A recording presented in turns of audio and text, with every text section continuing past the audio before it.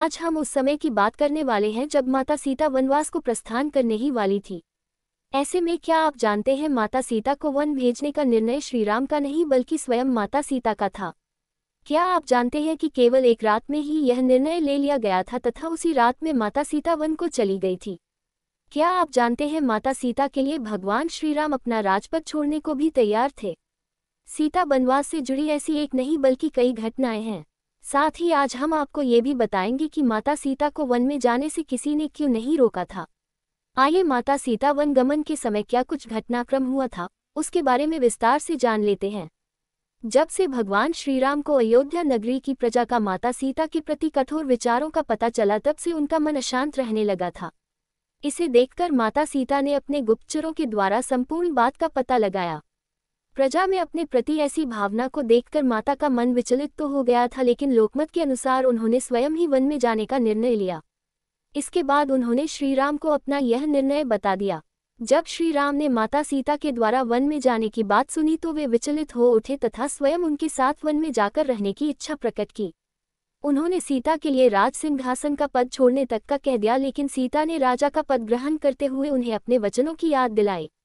उन्होंने समझाया कि राजा बनने के पश्चात उनके निजी जीवन से ज्यादा महत्वपूर्ण प्रजा के हित का सोचना होता है।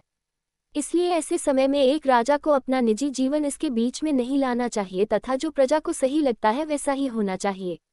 साथ ही एक राजा को अपना दुख प्रजा के समक्ष प्रस्तुत नहीं करना चाहिए। इसके बाद उन्होंने श्रीराम से वचन लिया कि वे उनको जाने के लिए नहीं रोकेंगे तथा इतना कहकर माता सीता ने वन में जाने की तैयारी कर ली। इस तरह से सीता वनवास का निर्णय केवल श्रीराम का नहीं बल्कि दोनों का संयुक्त रूप से लिया गया निर्णय था। भगवान श्रीराम तथा माता सीता के बीच जिस रात को ये सब बात हुई तथा उनके वन में जाने का निर्णय हुआ, उस समय तीनों माताएं तीर्थ यात्रा पर गई थी तथा सभी राजपरिवार के सदस्य और नगरवासी सो रहे थे।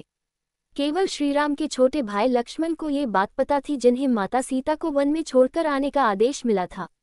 उन्हें उस रात यह बात किसी को भी न बताने का आदेश दिया गया था।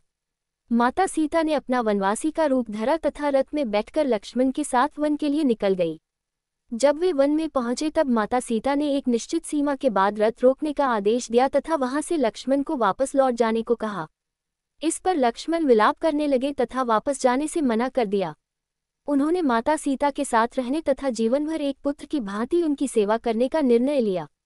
इस पर माता सीता ने एक पेड़ की डाली अपने सामने रखी तथा लक्ष्मण को अपनी शपथ दी कि वह इस रेखा को लांघकर उनके पीछे नहीं आएंगे।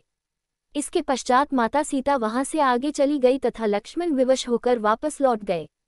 इस तरह से सीता वनवास के समय ये घटित हुआ था। उसके बाद माता सीता ने वाल्मीकि आश्रम में शरण ली थी और लव कुश को जन्म दिया था।